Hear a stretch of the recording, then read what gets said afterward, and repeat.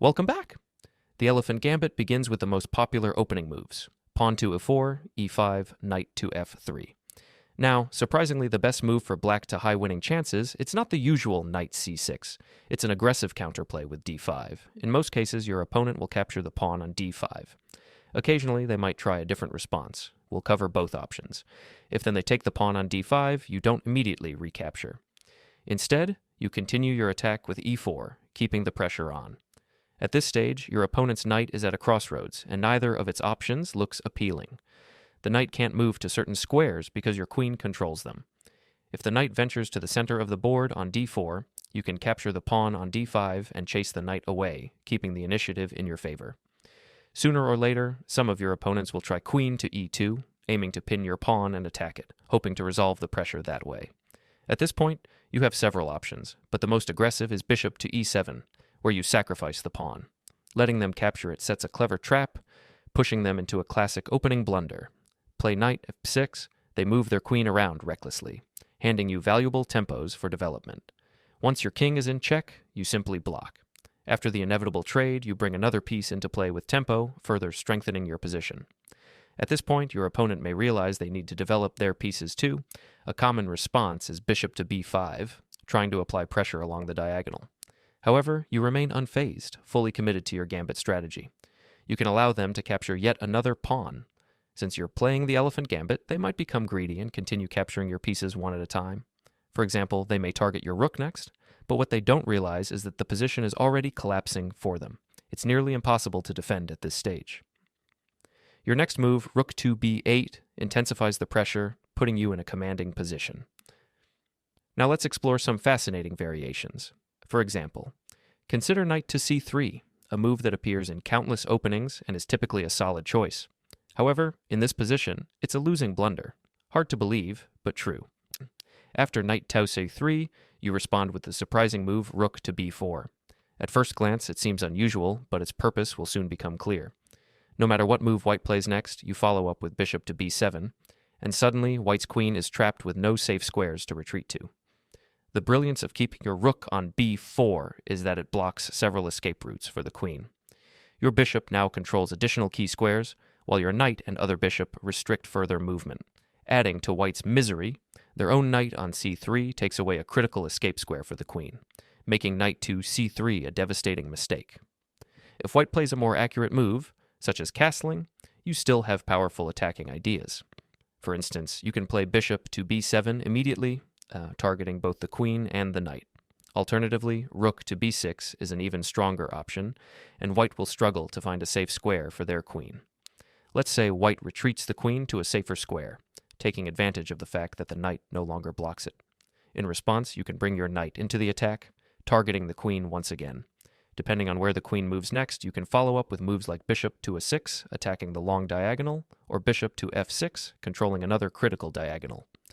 Your rook restricts the queen's movement along the b-file, and your knight covers several key squares, making it incredibly difficult for white to find a safe spot for their queen. If white tries something like queen to a5, you can immediately redirect your attack to the king side with knight to f4.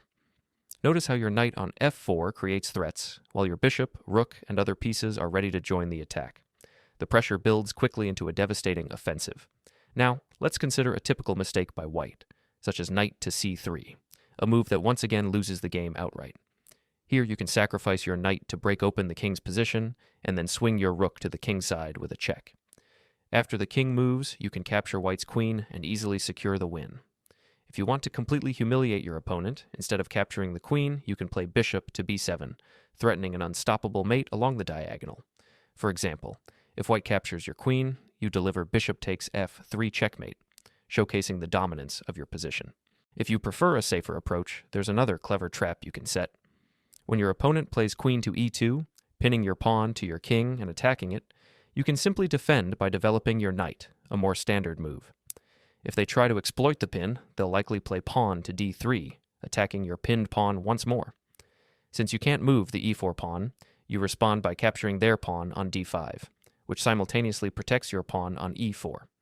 At this point, they may still feel confident and play knight to c3, targeting your e4 pawn and queen with a double attack. However, you counter with bishop to b4, pinning their knight to the king. Now the position becomes an intriguing battle of pins and counterpins. If they try to break free with bishop to d2, intending to unpin their knight, you can calmly capture the knight on c3. After the trade, their position remains awkward because their pieces are still pinned. You can then castle, completing your development and consolidating your advantage. At this point, your opponent might start calculating potential responses, but the balance of the position is already tipping heavily in your favor. Here's what your opponent might think. I'll capture the pawn, and after you recapture, I'll take the pawn on e4, ending up a pawn ahead, while also disrupting your kingside pawn structure. They feel confident, but you turn the tables with a clever response. Instead of recapturing the bishop, you take the knight first. This is a decisive counterstrike because it attacks both their queen and their bishop simultaneously. They're now forced into losing a piece on the next move. For example, after the trades and pawn takes, you emerge with an extra knight in the endgame. If they check your king, you simply sidestep the threat. With no real attack left for them, your extra knight ensures a winning position. Alternatively, let's explore an even trickier approach. After d5, when they capture your pawn, you have two options. If you want to stay aggressive, you can push your pawn forward immediately to challenge their knight, which is a solid continuation for black. But if you want to set a trap, you'll play bishop to d6, positioning your bishop for an ambush. White will often develop their knight to c3, guarding their central pawn by knight f6. They'll then follow with bishop to c4, developing their bishop while providing additional protection to the d5 pawn. At this point, you strike with pawn to a4, forcing their knight to move. White typically doesn't want to retreat their knight or block their own development, so they may continue with castling, unaware that they're walking into your trap. If they choose between knight to d4 or another move, they'll struggle in either case. Let's say they bring their knight to the center. You can simply castle, and in most games, your opponent will follow suit and castle as well. It feels like the natural move. However, the Elephant Gambit is full of surprises, where standard moves often turn into losing blunders. Here, you can play bishop takes h2, known as the Greek gift sacrifice, luring the king out. You follow up with knight to g4, initiating the classic Greek gift attack that leads to a decisive win. If the king retreats, you play queen to h4, threatening checkmate. At this point, the only way for your opponent to avoid immediate loss is to provide an escape square for their king by moving the rook.